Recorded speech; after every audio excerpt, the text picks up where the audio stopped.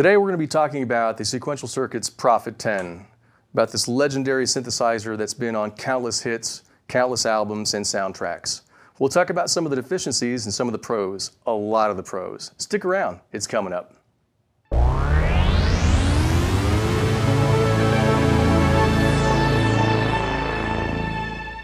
I'm Roland Perez. This is Alamo Music Center, San Antonio, Texas. Be sure to check us out online at alamomusic.com and be sure to subscribe for more videos coming up soon. I'll start by saying that the first time I saw Prophet-10 was on MTV.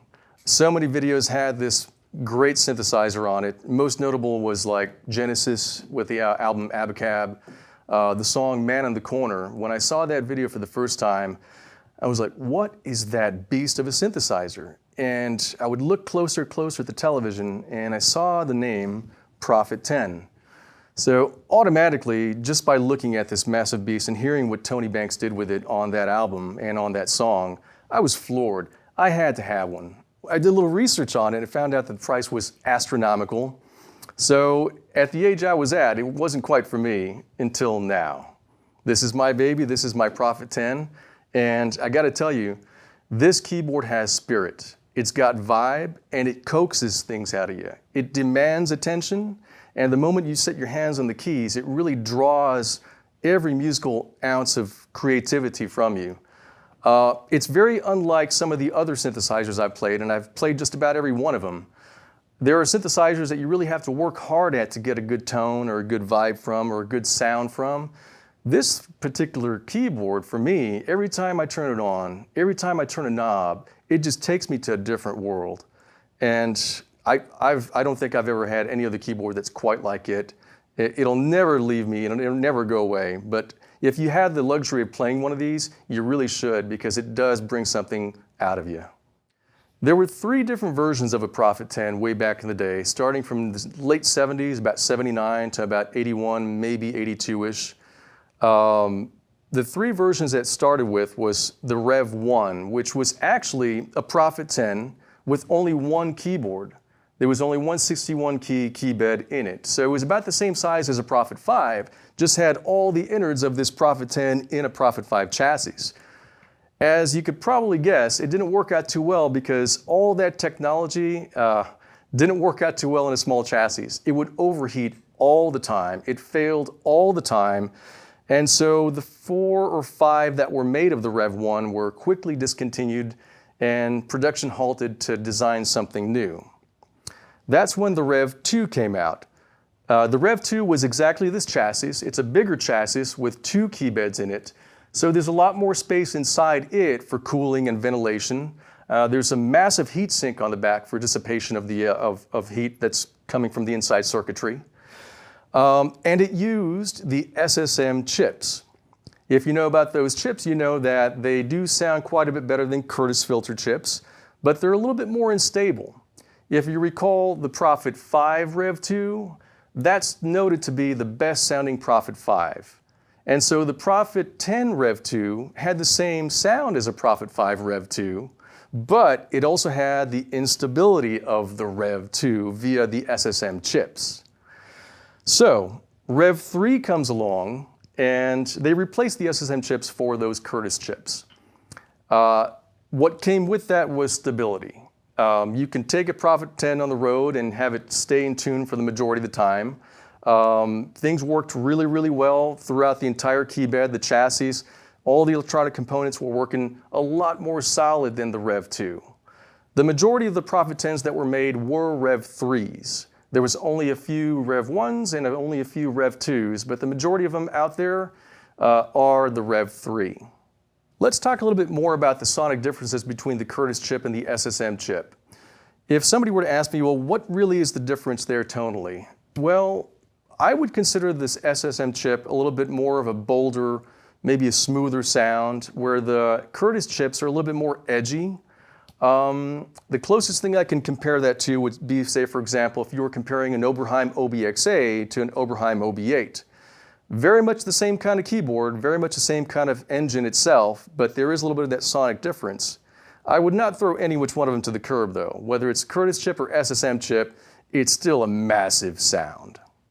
Speaking of comparing the Prophet-10 to other things, let's talk about comparing it to the new Rev 4 made by Sequential, currently in production. Both are fantastic synthesizers, and both kind of have the same ballpark as far as functionality, and both have that Sequential Prophet sound. But I think you'd find if you played them back and forth, side by side, you'd find that the Prophet-10 Rev 3 is just a little bit bolder, a little grittier. It's got more character to it, where the Rev 4 is a little bit more polite, more of the gentleman, so to speak. I wouldn't kick any which one of those to the curb. They're both great synthesizers, and if I had to have a Rev 4 only, I would still love it and make awesome music with it. But this particular keyboard has something special going on with it. Okay, let's talk about some of the features that make the Prophet-10 a little bit more special than any other Prophet. Being as that it has two key beds, there are different modes to be used. There's normal, single, double, and alternate. Normal mode will have the first engine loaded on the first key bed and the second one loaded on the second key bed. Single mode is just one tone on the key bed.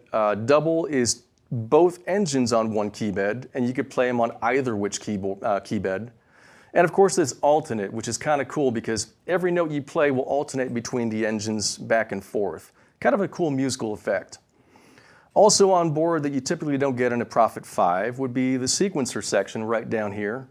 Sequencer is really limited, but it's kind of cool just for sculpting ideas. And I've found that recording a passage on the sequencer and speeding it up substantially kind of creates an arpeggiated effect. So it's almost like it has a really cool arpeggiator built in as well. It is a multi-track sequencer, which is kind of cool. There's 6 layers for it. So essentially you can keep on stacking performances as long as you don't surpass the amount of polyphony. Also different to most of the other keyboards of the Prophet 5 series is with every engine that you have the capability for storing obviously the things like the filter and the envelopes, but you also have modes of storing an equalizer function per engine. There's low, mids, and highs, which you don't get on the regular Prophet. And by the way, it's a really awesome sounding equalizer. The mid-range especially kind of boosts up those harmonics really, really well. You can also store the tuning per engine. So I've tried a couple Prophet 10s before in the past, and initially when I tried some of the presets that were made by the previous owner, I was a little flustered and I thought, well, it's not working properly and it's not tuning properly. Well, that's because the tuning is not a global tuning for the entire thing. It's a tuning function for each engine. So I could have, for example, if I pick the same patch on the upper and lower engines, I could detune, for example, the first engine by a few cents and detune the bottom engine by a few cents. The benefit to that is a massive tone. The two same waveforms, for example, sawtooth on both engines, with the tuning slightly off, can give you an amazingly thick result. But enough about talking about this thing. Let's hear it in action.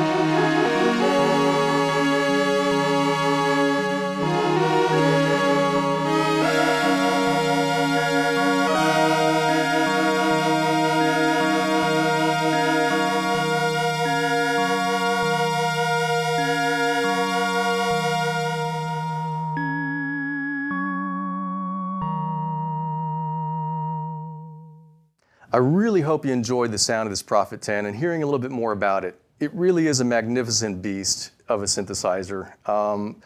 I can't really express enough how much joy it gives me to play it and incorporate it to my albums and my songs and just all of my productions. It's really a unique synthesizer, and it's really worth the price tag that it is. Once again, I'm Roland Perez. Thanks very much for checking us out. alamomusic.com, please check that out, and don't forget to subscribe. There's more videos coming soon.